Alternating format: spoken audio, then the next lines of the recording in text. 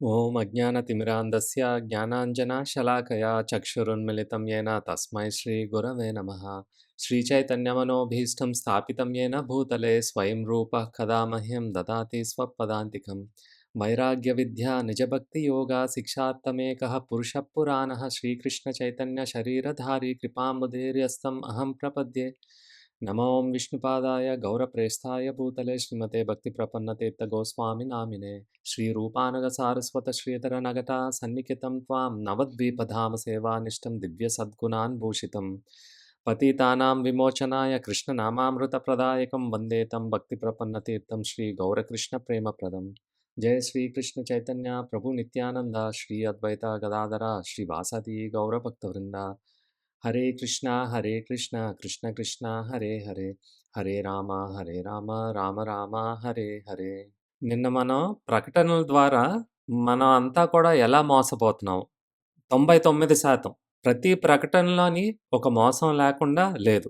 వాళ్ళంతా కూడా ప్రకటనాదారులు మన బుద్ధితో ఒప్పించడం అంత సులువు కాదు కాబట్టి మన భావోద్వేగాల్ని ఏ రకంగా వాటిని రెచ్చగొట్టడం ద్వారా మనల్ని ప్రభావితం చేసి దాని ద్వారా వాళ్ళు సొమ్ముని అంటే ధనాన్ని యాచించొచ్చో ఇదంతా కూడా చేసినటువంటి పని ఇప్పటికి కూడా. ఇంతకుముందు మనం ఒక వస్తువు కొనాలంటే ఒక షాప్‌కెళ్ళి ఒక లిస్ట్ ఇచ్చేవాళ్ళం కదా!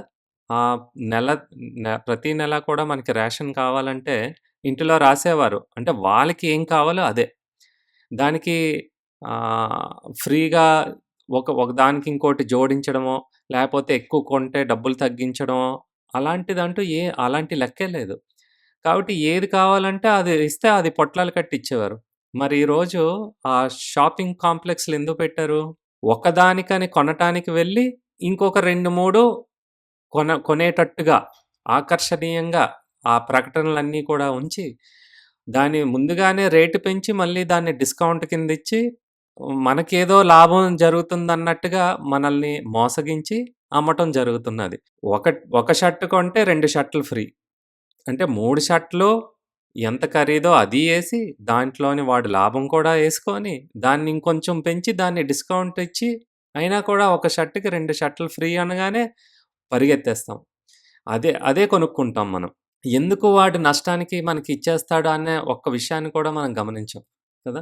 అందుకే ఈ ప్రకటనలు చూసేటప్పుడు కానీ, అది ఫాలో అయ్యేటప్పుడు అంటే వాటి జోలికే మనం ఎక్కువ వెళ్ళకూడదు.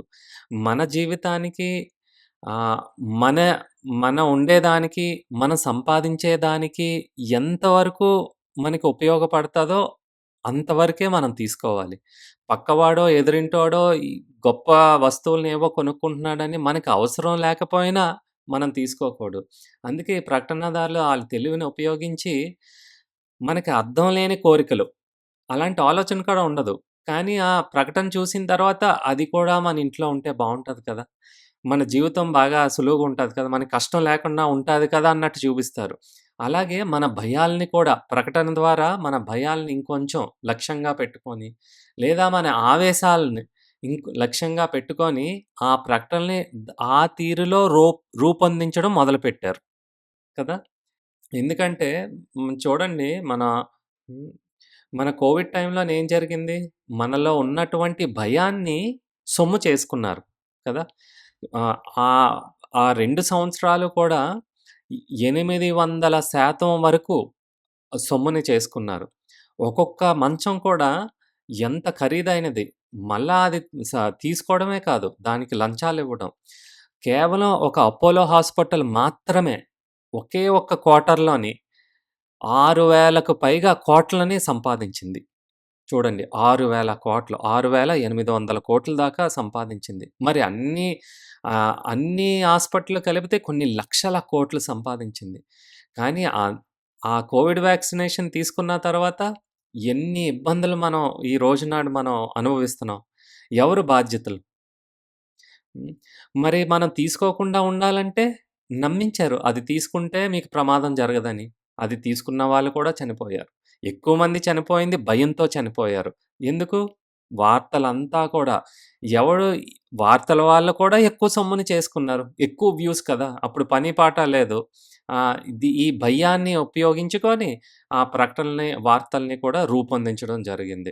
ఎందుకు మనం ఇంకా తెలివి తక్కువ వాళ్ళలాగా ఉండాలి? మన తెలివిని ఎందుకు ఉపయోగించుకోకూడదు? ఇంకా మీకు కొన్ని ఉదాహరణలు ఇస్తున్నాను. ఎందుకంటే, మనం కానీ, మన తర్వాత తరాల వాళ్ళు కానీ, ఈ ప్రకటనల ద్వారా, ఈ వార్తల ద్వారా, ఈ సోషల్ మీడియా ద్వారా మన జీవితాన్ని మనం పాడు చేసుకోకూడదు. అందుకోసమే ఈ ఉదాహరణలన్నీ కూడా దీనికి సంబంధించినవే. రామాయణం ఒక కథగా చెప్పుకోవచ్చు. అలాగే రామాయణాన్ని ఇప్పుడు ఉన్నటువంటి పరిస్థితుల నుంచి మనం ఏ రకంగా విముక్తి చెందగలుగుతామో అన్న విషయాన్ని కూడా మనం గుర్తించి మనం చెప్పుకోవాలి. అది కదా ప్రాక్టికాలిటీ. అందుకోసమే ఈ విషయాలన్నీ కూడా మనం చెప్పుకుంటున్నాం. ఇంకొక ఉదాహరణ మీకు చెప్తాను. హ్మ్. స్వేచ్ఛ పేరుతోని స్వయం హానికి ఎలా దారితీసింది. చూడండి స్వేచ్ఛ అన్న పేరుతోని ఫ్రీడమ్ ఆఫ్ స్పీచ్ అంటారు. ఫ్రీడమ్ ఆఫ్ వుమెన్ అంటారు. ఆ! ఫ్రీడమ్ ఆఫ్ రిలేషన్‌షిప్ అంటారు. ఈ ఫ్రీడమ్ అన్న పేరు చాలా బావుంది కదా! స్వేచ్ఛ అంటే అందరికీ కావాల్సింది స్వేచ్ఛ. కానీ దాన్ని ఉపయోగించి ఎంతమందిని మోసగించి వాళ్ళ జీవితాల్ని వాళ్ళే పాడు చేసుకునేటట్టుగా ఎలా జరిగిందో మీకు ఇంకొన్ని ఉదాహరణలు జెప్తాను. ఒక 1929లోని అమెరికాలోని ఈస్టర్ సండే పరేడ్ అనేటువంటి ఒక ఫెస్టివల్ జరిగింది. అంటే ఈస్టర్ అనే పండగ జరుగుతది. అది ఒకనాడు ఆదివారం నాడు 1929 చూడండి ఎన్నాళ్ళ కిందటో ఒక క్యాంపెయిన్ మొదలైంది. అదేంటంటే స్వేచ్ఛ అనేది స్త్రీలకు కూడా ఉండాలి. మగవాళ్ళకే కాదు స్వేచ్ఛ స్త్రీలకు కూడా. మగవాళ్ళు, ఆడవాళ్ళు ఏముంది? స్వేచ్ఛ అనేది మనసుకు సంబంధించింది. ఆడవాళ్ళకి, మగవాళ్ళు అనేముండదు. కానీ ఆ పేరిట టార్చెస్ ఆఫ్ ఫ్రీడమ్ అన్న పేరుతోని వచ్చారు. టార్చెస్ ఆఫ్ ఫ్రీడమ్ అంటే స్వేచ్ఛని ఇచ్చేటటువంటి దీపం.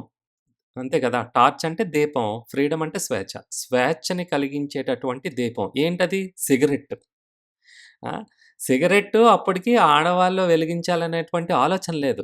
కానీ కొంతమంది వ్యాపారవేత్తలు, కొంతమంది సెలబ్రిటీస్ దాని నుంచి గొప్ప ధనాన్ని సంపాదించడం కోసం అని ఆ సిగరెట్‌లని ఇంకా ఉత్పత్తి చేసి ఇంకా ఎక్కువ మందికి వెళ్ళాలంటే మగవాళ్ళు ఒక్కలే కాలిస్తే సరిపోదు కదా! ఆడవాళ్ళు కూడా కాలిస్తే బావుంటది. అందుకే కొంతమంది సెలబ్రిటీస్‌ని తీసుకొనొచ్చి ఈ పండగ నాడు అందరు సమక్షాన ముఖ్యంగా పత్రికల వాళ్ళు ఆ కెమెరాలయి పట్టుకున్నప్పుడు వాళ్ళని కూడా అందరిని పిలిపించి న్యూస్ పేపర్‌లో రావడం కోసం ఈ సిగరెట్‌ని వెలిగించి స్వేచ్ఛనిచ్చేటటువంటి దీపం ఇది అని ఆ సిగరెట్‌ని ఎలిగించి దాన్ని ప్రకటించడం జరిగింది.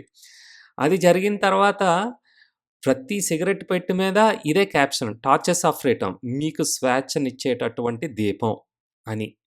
ఇంకా ఏమున్నది? స్వేచ్ఛని స్వేచ్ఛకి, సిగరెట్‌కి ఏమైనా సంబంధం ఉందా? నిన్న మనం ఒక ఉదాహరణ చూసాం కదా! ఉప్పుకి, ప్రేమకి ఏమైనా సంబంధం ఉందా? కానీ భావోద్వేగాల్ని ఇలా ముడిపెడితే మనం అమ్ముడుపోతాం. మన బుద్ధికి సంబంధించినట్టుగా చెప్తే ఏది మనకు అర్థం అవ్వదు. ఏది మనం సీరియస్‌గా తీసుకోం. కానీ మనల్ని రెచ్చగొట్టేటట్టుగా ఏదైనా ఉంటే ఖచ్చితంగా ఆ పనే చేస్తాం. ఇక్కడ కూడా అదే జరిగింది. అయితే అమెరికాలో ఉండేటటువంటి ఎంతోమంది కొన్ని కోట్లాది మంది స్త్రీలు అంటే లీగల్ అయిపోయింది ఇప్పుడు స్మోకింగు. స్త్రీలు కూడా స్మోకింగ్ చేయొచ్చు. ఎవరు ఆపడానికి లేదు. మొత్తం ఈ పాశ్చాత్య దేశాలన్నీ కూడా కొన్ని కోట్లాది మంది ఆడవాళ్ళు ఈ సిగరెట్ అంటే ఏంటి? స్వేచ్ఛనిచ్చేటటువంటి దీపాన్ని ఎలిగించడం. మన ఇంట్లో దీపం అంటే దేవుడికి ఎలిగించడం మనకు తెలుసు. స్వేచ్ఛ దీపం అనే పేరుతోని ఏమైంది? 10 సంవత్సరాలు, 15 సంవత్సరాల తర్వాత తెలిసింది. ఆహ్, స్మోకింగ్ చేయడం వల్ల ఎన్ని అనారోగ్యాలు, ముఖ్యంగా ఆడవాళ్ళకి ఎన్ని ఇబ్బందులయ్యాయి. వాళ్ళు పాపం ప్రెగ్నెంట్‌గా ఉన్నప్పుడు, గర్భిణీగా ఉండేటప్పుడు ఆహ్, సిగరెట్ అలవాటయిపోయి మానుకోలేక పిల్లలు ఊపిరి ఆడక ఉక్కిరిబిక్కిరి అయిపోయి పిల్లలు చనిపోవడం, అంగవైకల్యంతో పుట్టడం, కడుపులోనే చనిపోవడం, పుట్టిన తర్వాత మరి ఊపిరితిత్తుల ఇబ్బందులతోని వాళ్ళు చాలా కష్టాలు పడ్డం. ఏం చేశారు? స్వేచ్ఛ అనే పేరుతోని స్వయం హాని కల్పించారు. ఇప్పుడు కూడా ఈ టెక్నాలజీ అని, సోషల్ మీడియా అని ఇవన్నీ కూడా స్వయం హానిని కల్పిస్తుంది. అంటే సెల్ఫ్ డిస్ట్రక్షన్. మన మన జీవితాన్ని మనమే నాశనం చేసుకునేటట్టుగా చేస్తుంది. ఉదాహరణకి ఆ సీరియల్ చూడండి. మళ్ళీ మళ్ళీ చూడాలనిపిస్తది. మళ్ళీ వారం ఏమవుతదో? మళ్ళీ ఎపిసోడ్‌లో ఏమవుతదో? అదంతా ఎందుకు? ఎక్కువ మంది వ్యూవర్స్ అయితే ఎక్కువ సంపాదించొచ్చు. అందులోని ఆ సీరియల్ చూడండి. చిన్న విషయానికి కూడా భావోద్వేగాల్ని చాలా ఎక్కువ చూపిస్తారు. క్లోజప్‌లోని వాళ్ళ కనుబొమ్మలు పైకెళ్ళిపోతూ ఉంటాయి. అసల అది చూసి, చూసి, చూసి అందులో ఉన్న కష్టాల అక్కడైతే ఆ సీరియల్‌లో ఎప్పటికి తీరవు. ఆ కష్టాలన్నిటిని కూడా మనమే కల్పించి, ఆ సీరియల్‌లోని ఆ కష్టానికి ఏమైనా సొల్యూషన్ ఏమైనా చూపించారనుకోండి, అప్పుడు మన జీవితం ఏమైనా బాగుపడొచ్చు. కానీ అలాగుండదు. దాన్నలా సాగదీస్తూ ఉంటారు. ఆ ఇబ్బందులన్నీ మన మనసులో పెట్టుకొని, ఆ ఇబ్బందుల్ని మన జీవితంలో గూడా మొదలుపెడతాం. మనమే మొదలుపెడతాం. మన స్వభావాల్ని అంటే తక్కువ దిగజారిపోయినటువంటి స్వభావాల్ని బయటికి తీసి అంటే ఏమవుతుందిక్కడ? మనల్ని ఒక బానిస కింద చేస్తున్నారు ఆ ప్రొడక్ట్‌లకి. హ్మ్. మెడిసినైనా అవ్వనియండి. ఒక మెడిసిన్‌కి అలవాటు పడిపోతే ఇంక బానిస. ఆ! ఆ తర్వాత ఏమైంది అక్కడి నుంచి? స్మోకింగ్ లీగలు. ఎవరైనా కాల్చొచ్చు. ఆ తర్వాత ఏమైంది? మందు ఎవరైనా తాగొచ్చు. ఆ తర్వాత ఏమైంది? ప్రభుత్వమే మందు షాపులు ఈ ఆల్కహాల్, లిక్కర్ షాపులు ఓపెన్ చేసింది. ఎందుకు? అందులో కూడా వాళ్ళు లంచాలు తీసుకోవచ్చు. స్టేట్‌కి ఎక్కువ రెవెన్యూ వస్తుంది. ఆ తర్వాత ఏం చేశారు? వ్యభిచారం కూడా లీగల్ చేశారు. ఆ తర్వాత ఏం చేశారు? పెళ్లి కాకపోయినా సరే ఒక ఆడ, మగ కలిసి ఉండొచ్చు. ఎవరు కూడా అడగడానికి లేదు. 18 సంవత్సరాలు దాటితే. ఎవరైనా అడిగితే వాళ్ళని ముందు జైల్‌లో తోస్తారు. ఏమైందమ్మా? పెళ్లి కాకుండా ఏటి మీరిద్దరు అంటే మనల్ని జైల్‌లో పెడతారు. అంటే హక్కు, స్వేచ్ఛ, freedom of relationship. Freedom of speech. ఏది పడితే అది వాగొచ్చు. ఫ్రీడమ్ ఆఫ్ స్పీచ్ పేరిట. అదొక లా. మన కల్చర్ అంతా కూడా నాశనం అయిపోయింది. మన జీవితాలు నాశనం అయిపోతున్నాయి. మన సంబంధాలు నాశనం అయిపోతున్నది. సంతోషం ఎక్కడా కూడా లేదు ఇప్పుడు. కేవలం సంతోషం ఎక్కడిదాకా? ఇంద్రియాల సంతృప్తి పొందడం కోసమే మనిషి జీవితం అంతా కూడా వ్యర్థపరుచుకుంటున్నాడు. ఆ! ఈ రకంగా మనలో ఉన్నటువంటి చెడు ఆహ్, వ్యసనాల్ని ఆహ్, చెడు అలవాట్లు చేసి ఆహ్, కొంతమంది సొమ్ముని సంపాదించుకోవడం కోసం ఈ ప్రకటనలిలాగా. మీకు గుర్తుండే ఉంటది మన చిన్నప్పుడు ఒనిడా టీవీ ఎలాగుండేది advertisement? Owners pride, neighbours envy అనేవారు. అంటే ఆ టీవీ ఉంటే ఏటట, నువ్వు చాలా గొప్పవాడివి. నీ గొప్పతనాన్ని చూసి పక్కవాడు అసూయ పడేటట్టుగా ఉంటది. ఈ టీవీని తెచ్చుకుంటే. మనం టీవీ కొంటే పక్కోడు అసూయ పడడం ఏటి? ఆ టీవీ కొనుక్కోలేడా? ఒనిడా టీవీయే ఉండాలా. కానీ ఒనిడా సేల్స్ చాలా పెరిగాయి అప్పట్లోని. ఆ టీవీది. అంటే ప్రకటనలు ఎలా ఉంటున్నాయంటే, ఆ వస్తువు యొక్క గొప్పతనాన్ని చెప్పడం తగ్గించారు. ఆ వస్తువు మీ దగ్గరుంటే మీరెంత గొప్పవారో అన్నట్టుగా చెప్పడం మొదలుపెట్టారు. అంటే మనం గొప్పవాళ్ళయిపోవాలి కదా! మనకెక్కువ లాభం. వస్తువు వల్ల లాభం కాదు. మీకు ఏ రకంగా ఎక్కువ లాభాలు మీరెంత మీ జీవితం ఎంత మారిపోతాదో, జీవితమే మారిపోద్దిక్కడ. ఆ వస్తువు కొనుక్కుంటే, ఆ ఫోను కొనుక్కుంటే, ఆ కెమెరా కొనుక్కుంటే. ఆ రకంగా అర్థం పర్థం లేని కోరికల్ని సృష్టించి, మన జీవితాన్ని అవన్నీ మన ఇంట్లో పెట్టుకోవడానికి నానా పాట్లు కష్టపడి ఉద్యోగాలు చేయాల్సొస్తుంది. ఉద్యోగాలు చెయ్యాలి. కానీ, ఇంకా ఎంత సంపాదించినా సరిపోవట్లేదు. తినడానికి ఉంటే, ఉండడానికి ఇల్లుంటే, కట్టుకోవడానికి బట్టుంటే సరిపోదు కదా! ఇంకా అప్పులు చేయాలి, లోన్స్ తీసుకోవాలి. ఆహ్, మనం చిన్న కారు కొనుక్కోగలిగితే కొనుక్కోక్కర్లేదు. ఆ లోను దొరికితే సరిపోద్ది కదా! లోన్ తీసుకొని గొప్ప కారే కొనుక్కోవచ్చు. కొనుక్కొని ప్రతి నెల కూడా మనం ఆహ్, నానా పాట్లు పడొచ్చు. అది కట్టగలమో లేదో. కట్టకపోతే వాడికే లాభం. ఆ కారు పట్టుకెళ్ళిపోతాడు. ఇంటి లోను అదెలా చూపిస్తాడు? మీ సొంత ఇల్లు కావాలా? 10 సంవత్సరాలు, 20 సంవత్సరాలు, 30 సంవత్సరాలు ఆగక్కర్లేదు. ఇప్పుడే మీ ఇల్లుని తీసుకోవచ్చని ఎంత వడ్డీ మీద వడ్డీ. తెలియనటువంటి చార్జీలు. మరి సమయానికి కట్టకపోతే ఇల్లు జప్తు. ఇల్లు వాడిదే అయిపోద్ది. హ్మ్. వాడి అప్పుని వాడు తీర్చుకోవడమే కాకుండా ఎక్స్‌ట్రా కూడా చేసుకుంటాడు. ఇదంతా కూడా మాయ. ఎందుకు మనం ఎంత సంపాదిస్తున్నామో అంతలోనే బతకాలి. అంటే ఎంత సంపాదిస్తున్నాం అంటే మనకి అంత ఎబిలిటీ ఉంది. ఆహ్, అంత ఎబిలిటీలోనే మనం మన కుటుంబ సర్దుకుపోవాలి. అంతే శక్తున్నది. అంత సంపాదించగల శక్తున్నది. ఎక్కువ సంపాదించగలిగిన శక్తుంటే సంపాదించుకోండి. అంతలో ఉండండి. సంపాదించక ముందే అప్పు చేయడం ఎందుకు? లోన్ అని మంచి పేరు చాలా బావున్నది. కానీ అది అప్పే కదా! అప్పు చేయడం కూడా శాస్త్రాల ప్రకారంగా ఒక పాపం. నువ్వు సంపాదించిన తర్వాత ఖర్చు పెట్టాలి. సంపాదించక ముందు ఖర్చు పెట్టిందంతా కూడా పాపమే. హ్మ్. వ్యాపారం, వ్యాపారం చేసేవాళ్ళు చెయ్యొచ్చు. ఇక్కడ సొమ్ముని అక్కడ, అక్కడ సొమ్ముని ఇక్కడ పెట్టొచ్చు. అది సర్వసాధారణం. వ్యాపారవేత్తలు చేసేదే అది. ఇన్వెస్ట్‌మెంట్ అంటారు దాన్ని. మరి మనం చేసేది ఇన్వెస్ట్‌మెంట్ కాదు కదా! మనం వాడుకునే దానికి. ఈ రకంగా మనల్ని ఆహ్, అంతా గూడా ఈ మీడియా, ఈ ప్రకటనలు, ఈ వార్తలంతా కూడా మోసం చేస్తుంది. మనలో ఉన్నటువంటి తక్కువ జాతి ఆహ్, స్వభావాల్ని బయటికి తెస్తుంది. మరి వీటి నుంచి నేను బయటగా ఎలా పడాలి? దీని నుంచి బయటకు పడాలి. మనం ఏదైనా పని చేసి మనలో మనసులో ఉండేటువంటి దిగజారిపోయిన స్వభావమైనా, ఉన్నతమైన స్వభావమైనా ఏ ఏ రకంగా పనిచేస్తుందంటే, ప్రతి మనిషికి ఒక మనిషితో సంబంధం ఉంటది. హ్మ్. ఒక తండ్రి డబ్బులు సంపాదిస్తున్నాడంటే వాళ్ళ కుటుంబం కోసం. అలాగే వాళ్ళ కుటుంబంలోని ఆయనకి కావాల్సిన పనులన్నీ ఎందుకు చేస్తున్నారంటే, ఆయన మీద ప్రేమ మీద. అంటే ప్రేమ. ఒక వ్యక్తి మీద ఉండేటటువంటి ప్రేమ మనలో ఉన్న స్వభావాల్ని వెలికి తీస్తది.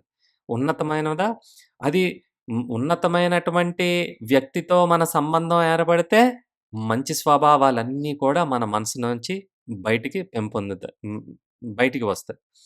అదే మన సంబంధం దిగజారిపోయేటటువంటి మనుషులతోని సంఘం ఏర్పడితే, మనలో ఉన్న తక్కువ దిగజారిపోయేటటువంటి స్వభావాలు బయటకొస్తాయి. అయితే దీన్నే good character, bad character. Good పీపుల్‌తో ఉంటే గుడ్ క్యారెక్టర్ ఉంటది. ఆహ్, తక్కువ జాతి వాళ్ళతో జాతి అంటే క్యాస్ట్ కాదండి ఇక్కడ. నేను జాతి అన్న పదాన్ని వాడుతున్నాను కానీ ఆహ్, పెద్ద జాతి, చిన్న జాతి అంటే క్యాస్ట్ కాదిక్కడ. వాళ్ళ అలవాట్లని బట్టి, వాళ్ళ ప్రవర్తన బట్టి, వాళ్ళ మనస్తత్వాన్ని బట్టి అది నా ఉద్దేశం. హ్మ్. ఎప్పుడూ కూడా ఇంకొకరిని సంతృప్తి పరచడం కోసం చేస్తాం మనం చాలా పనులు. ఎవరిని సంతృప్తి పరచడానికి మనం బాగా ప్రేమించే మనిషి పైన సంతృప్తి పరిచేటట్టుగా ఉండడం కోసమని మనలో చాలా భావాల్ని మనం బయటికి తీసుకొనొస్తాం. ఉదాహరణకి కర్ణుడు మంచివాడే. కానీ దుర్యోధనుడిని సంతృప్తి పరచడం కోసం ఆయన ఎన్ని చెడ్డ పనులు చేయాల్సొచ్చింది కదా! ఆయనలో ఉన్నటువంటి మంచి స్వభావం ఉన్నా కూడా అది అట్టడుగు వెళ్ళిపోయింది. దిగజారిపోయినటువంటి స్వభావాలు బయటకొచ్చాయి కర్ణునిలోని. ఎందుకు? దుర్యోధనుని అందుకే మనం ఎవరిని సంతృప్తి పరచాలిప్పుడు? బాగా ప్రేమించాలి. మన అందరికన్నా ఎక్కువ ఎవరిని ప్రేమించాలి? ఇలా ఇలాగ మనలోని మంచితనం బయటికి రావాలంటే ఎవరిని ప్రేమించాలి? భగవంతుడిని ప్రేమించాలి. రాముడిని ప్రేమించాలి. ఎందుకంటే రాముడి కంటే గొప్పవారు. ఆయనే భగవంతుడు. మన సంబంధం మిగతా వాళ్ళతో ఉంటాదో, ఊడుతదో మనకు తెలీదు. కాపాడుకోవాలి మంచిదే. ముఖ్యంగా మన సంబంధం కాపాడుకోవాల్సింది, ఏర్పరచుకోవాల్సింది, గట్టిగా పట్టుకొని ఉండాల్సింది రాముడు. రాముడితోనే ఉండాలి మన సంబంధం. రాముడి పైన మనకి ప్రేమ ఎక్కువుంటే, ఆయన్ని సంతృప్తి పరచడానికి మనం ప్రయత్నం చేస్తాం. ఆయన్ని సంతృప్తి పరచడానికి ప్రయత్నం చేస్తే, మనలో ఉన్నటమైన ఉన్నతా స్వభావాలన్నీ కూడా బయటకొస్తాయి. హ్మ్. మనల్ని నశింపజేసే అలవాటులు, మనల్ని నశింపజేసేటువంటి స్వభావాలన్నీ కూడా అవన్నీ కిందకెళ్ళిపోతాయి. కవర్ అయిపోతాయి.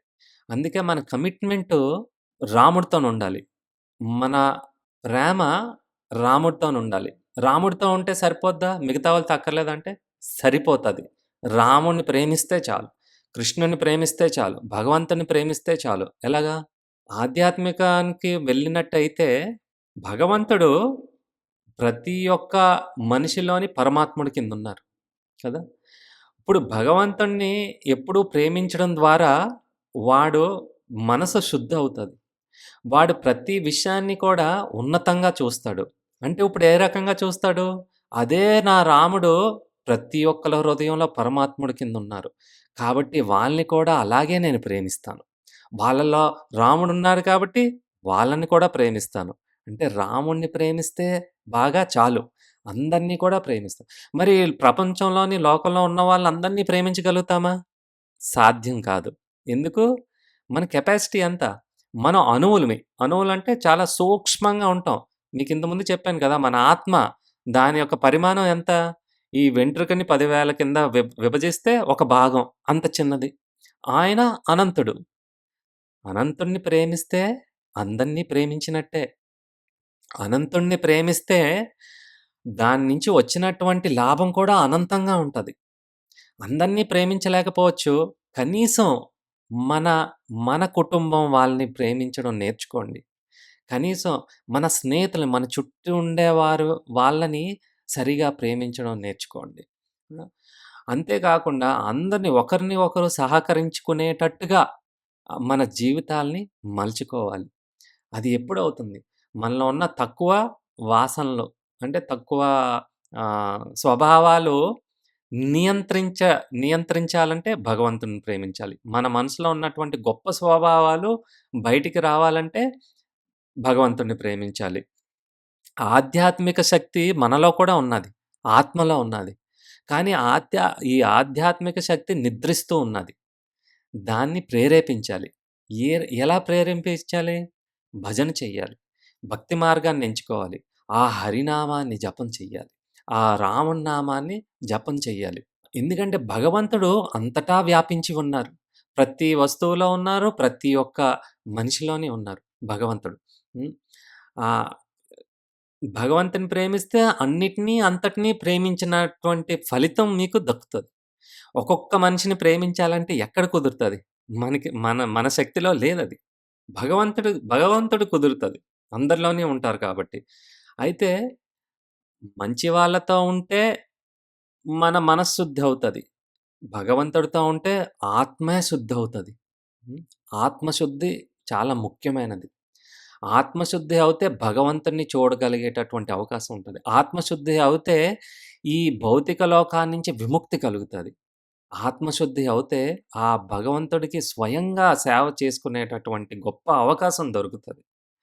నే ఉదాహరణకి మన రామాయణం చెప్పుకుంటున్నాం కదా! ఈ నామంలోని ఎంత శక్తి ఉన్నది. ఈ నామం ఎంత గొప్పదంటే వాల్మీకి ఎవరు? ఒక డెకాయిట్ కదా! ఒక డెకాయిట్, ఒక దొంగ. అందరి దగ్గర కూడా దోచుకొని ఆహ్, గొప్ప డెకాయిట్ ఆయన. కానీ ఆయన ఒక పెద్ద ఋషి అయిపోయారు. గొప్ప సాధువయిపోయారు. గొప్ప భక్తుడయిపోయారు. ఎలాగా? ఒక్కటే రామ, రామ, రామ, రామనామాన్ని జపించారంతే. ఒక డెకాయిట్ కూడా పెద్ద ఋషి అయిపోయారు.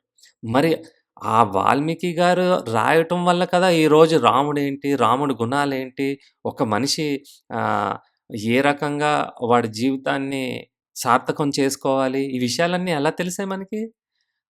ఆ డెకాయిట్ రాసారు కాబట్టి. ఆ డెకాయిట్ ఇప్పుడు గొప్ప భక్తుడు వాల్మీకి. వాల్మీకి ఆహ్, మరి ఆయన్నే మనం ఉదాహరణ కింద తీసుకొని, మనం కూడా రామనామాల్ని జపం చెయ్యాలి కదా ప్రతిరోజును. ఒక మనిషి యొక్క మనసు ఎలా మారిపోతది? మారడం చాలా చాలా కష్టం. ఎందుకంటే ఎన్నో కోట్లాది జన్మల నుంచి మన పాపాలు చేసుకుంటూనే వస్తున్నాం. ఎక్కడ ఒక్క జీవితంలో మారిపోద్ది? మారుతుంది. ఎలాగా? రామనామాన్ని జపం చేస్తే, ఆ నామం ద్వారా, ఆ ధ్వని ద్వారా ఆ రాముడే మన మనసులో వెలుస్తారు. ఆ రాముడే మనకి ప్రతి విషయంలో దారి చూపిస్తారు. ప్రతి క్షణం మనకి దారి చూపిస్తూనే ఉంటారు.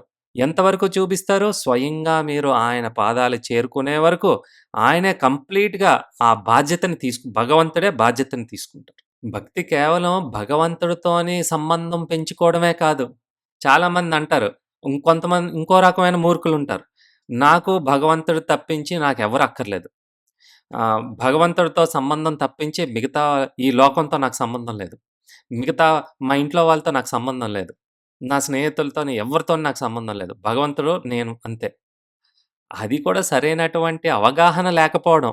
భగవద్గీత సరిగా అర్థం చేసుకోలేకపోవడం, భగవద్గీత సరిగా చదువుకోలేకపోవడం. భగవంతుని ప్రేమించడం అంటే భగవంతుడు సృష్టిలో ఉన్నవారందరిని ప్రేమించాలి. అంటే భగవంతుడిని ప్రేమిస్తే భగవంత సృష్టిని కూడా ప్రేమించాలి కదా! ఆయనలో ఉన్న అన్ని గుణాల్ని ఆయన ఆయన నుంచి వచ్చిన ప్రతి ఒక్క పదార్థాన్ని మనం ప్రేమించాలి కదా! మరి ఆయన సృష్టి నుంచే మనం అందరం వచ్చాం కాబట్టి మనందరిని ప్రేమించాలి. భగవంతుడుంటే చాలండి నాకంటే కాదు. కాదు. భగవంతుడితో పాటు మన చుట్టూ భక్తులుండాలి. జీవులుండాలి. అందరూ కూడా ఉండాలి. అందుకే భగవంతుడిని ప్రేమించడం నేర్చుకుంటే చాలు మన జీవితం చాలా సవ్యంగా ఉంటది. భగవంతుడిని ప్రేమించుకుంటే చాలు మన తీసుకునే నిర్ణయాలు సక్రమంగా ఉంటాయి. భగవంతుడితో సంబంధం పెంచుకుంటే చాలు మన మధ్యనుండేటటువంటి కుటుంబ సంబంధాలు, స్నేహితుల మధ్యనుండేటటువంటి సంబంధాలు చాలా దృఢంగా ఉంటాలి. చాలా ప్రేమ ఆప్యాయతలతోని ఉంటాయి. ఈ రామాయణం ద్వారా మనం రాముడిని ప్రేమించడం ద్వారా, రామనామాన్ని జపం చేయడం ద్వారా రాముడితోని సంబంధం దృఢపడుతుంది.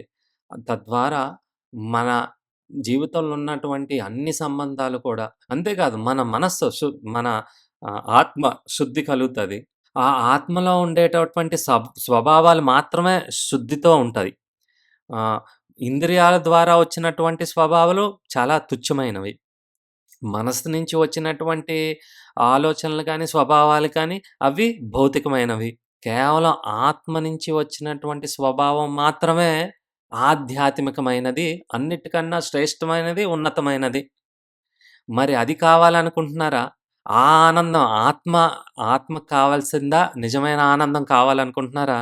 లేదా ఇంద్రియాలు సంతృప్తి చెందితే చాలు, నా మనసు హాయిగా ఉంటే చాలనుకుంటున్నారా? ఏది గొప్పది? అందుకే మీరు తప్పనిసరిగా ఏ రోజు కూడా ఒక్కరోజు కూడా విడవకుండా ఈ హరినామాన్ని హరే కృష్ణ, కృష్ణ కృష్ణ హరే హరే, హరే రామ, రామ రామ హరే హరే అన్న మహామంత్రాన్ని ఇది మంత్రం కాదు మహామంత్రం. ఈ మహామంత్రాన్ని మీరు జపం చేయాలి ప్రతిరోజు కూడాను. అప్పుడు వీటి నుంచి రక్షించుకోగలుగుతారు.